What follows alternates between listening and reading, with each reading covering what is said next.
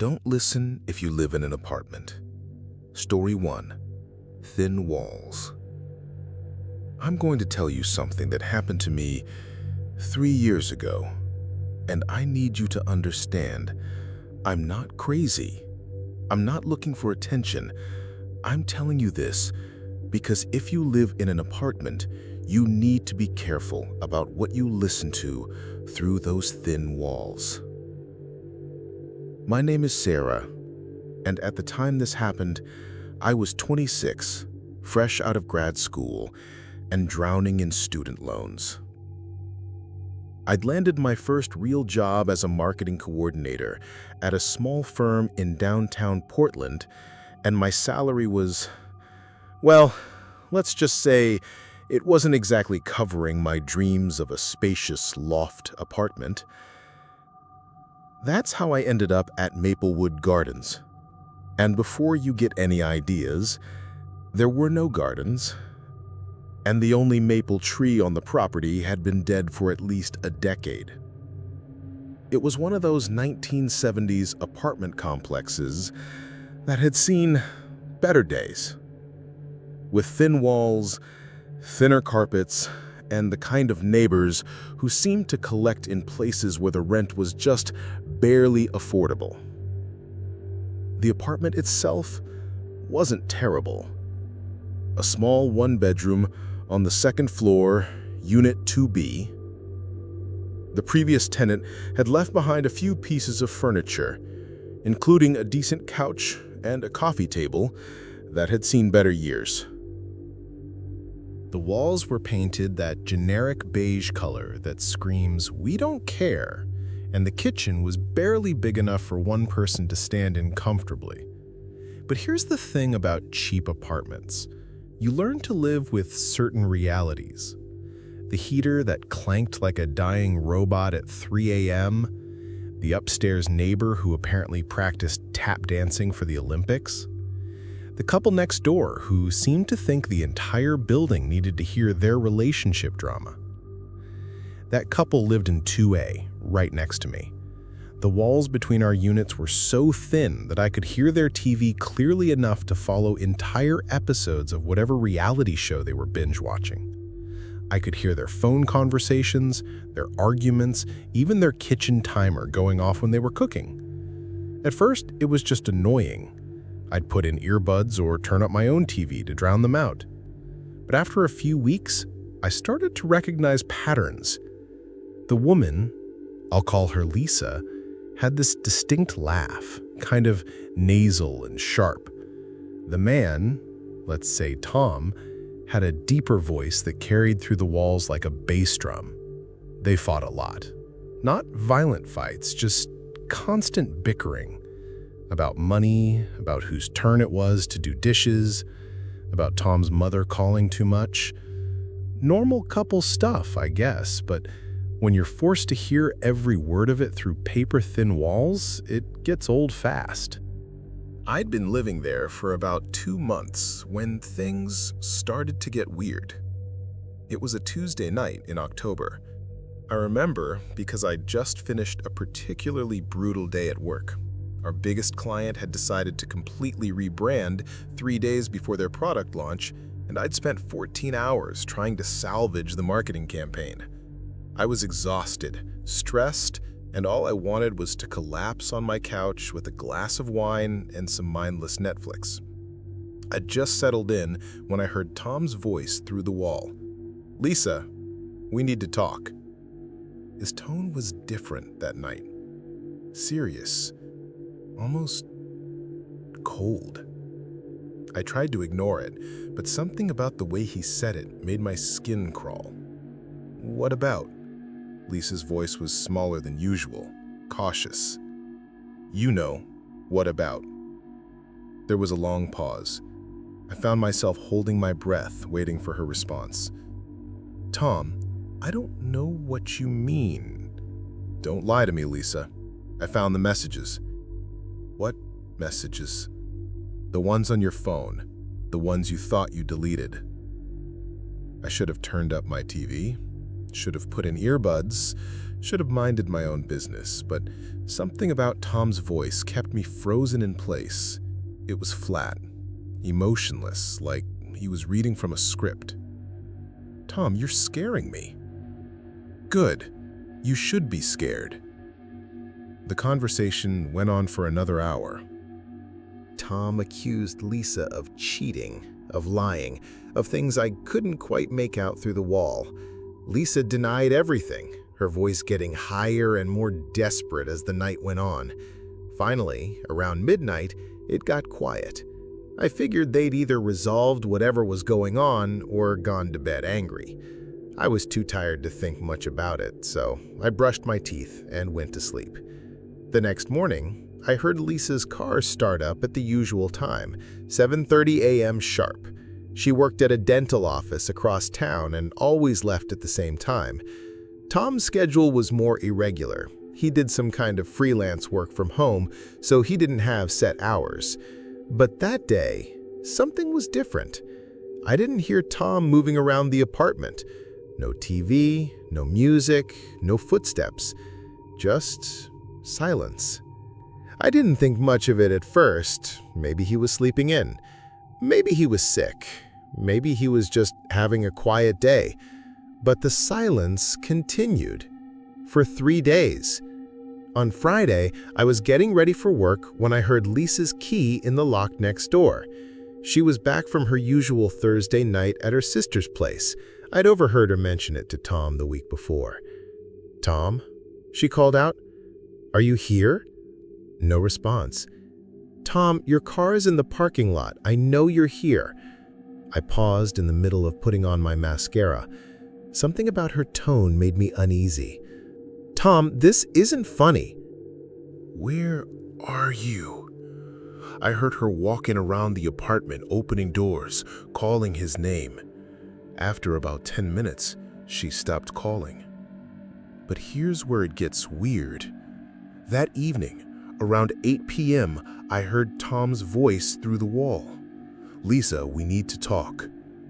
The same words, the same tone, the same cold, emotionless delivery. I nearly dropped my coffee mug. I'd been home all day. It was Saturday, and I'd been catching up on laundry and cleaning.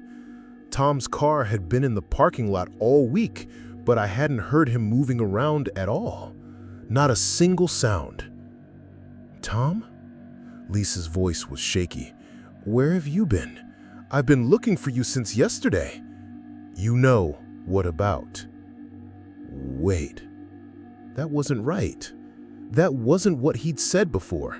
He'd skipped part of the conversation. "Tom, you're not making sense. What are you talking about?"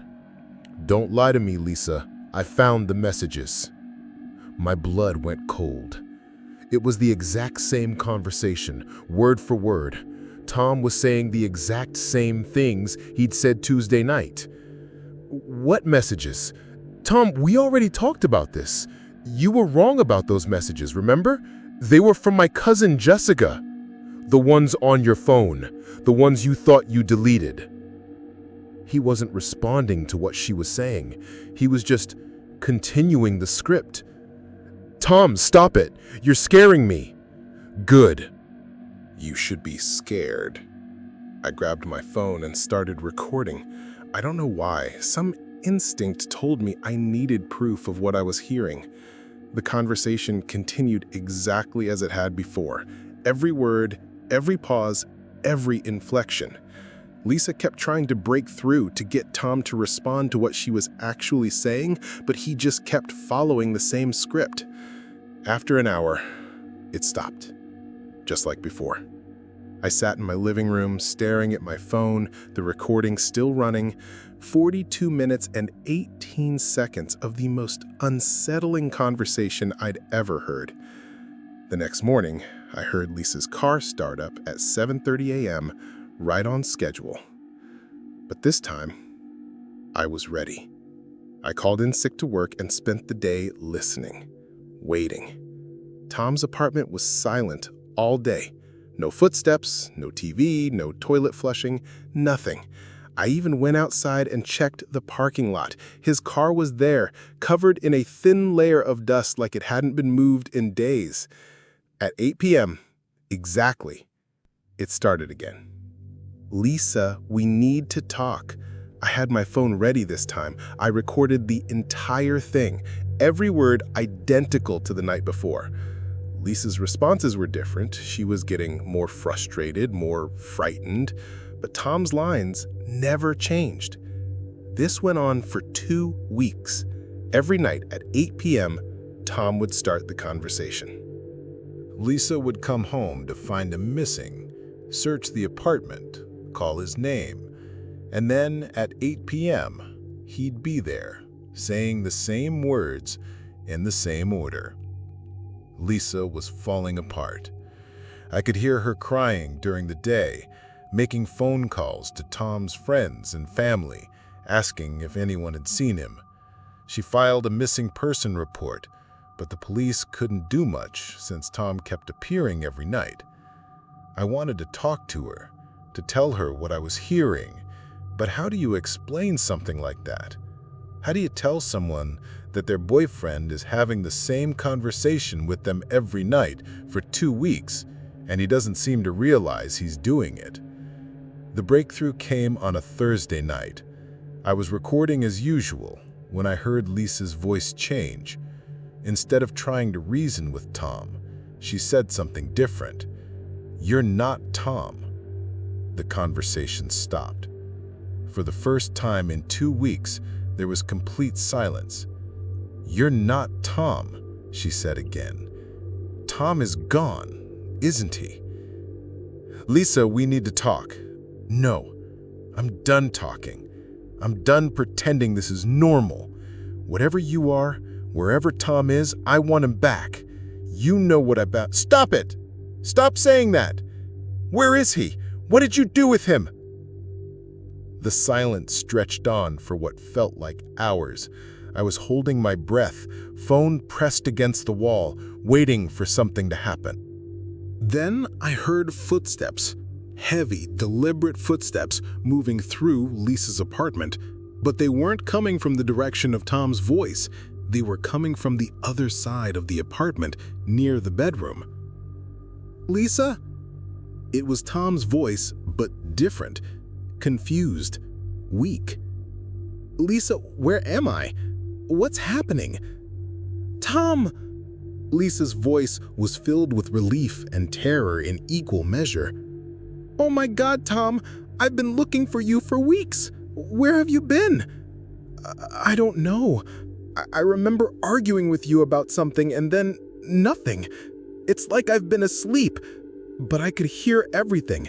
I could hear myself talking to you, but I couldn't control it." "We need to get out of here," Lisa said. "Right now. Something's wrong with this place." I heard them moving around, packing quickly. Lisa was crying, Tom was trying to comfort her, and I was pressed against the wall, phone still recording, trying to make sense of what I just heard. 20 minutes later, I heard their door slam shut. I ran to my window and watched them throw suitcases into Lisa's car. They drove away at 9:47 p.m., and I never saw them again. Their apartment stayed empty for 3 months. The landlord told me they'd broken their lease and forfeited their security deposit. When I asked if they'd left a forwarding address, he just shrugged and said they'd been eager to leave. In December, new tenants moved in. A young couple, probably around my age. They seemed nice enough, quiet, kept to themselves. But here's the thing that keeps me awake at night. Last Tuesday, exactly 3 years after that first conversation, I heard a familiar voice through the wall. "Sarah, we need to talk." It was my voice, coming from the direction of the new neighbor's apartment. But I was sitting in my living room, and I hadn't said a word. The voice continued, "You know what about?" I don't remember ever saying that. I don't remember having any conversation that started with those words. but the voice was definitely mine. I'm recording this now, sitting in my car in the parking lot of a motel about 50 miles from Maplewood Gardens. I left everything behind. My lease, my job, my entire life. Because last night I heard my neighbor's voice through the wall. "Sarah, we need to talk." And I realized I wasn't the one listening anymore. I was the one being listened to. If you live in an apartment, pay attention to what you hear through the walls. And if you ever hear the same conversation repeated word for word night after night, run. Don't pack, don't explain, don't try to figure out what's happening. Just run. Because once the walls start listening to you, it's already too late to stop talking.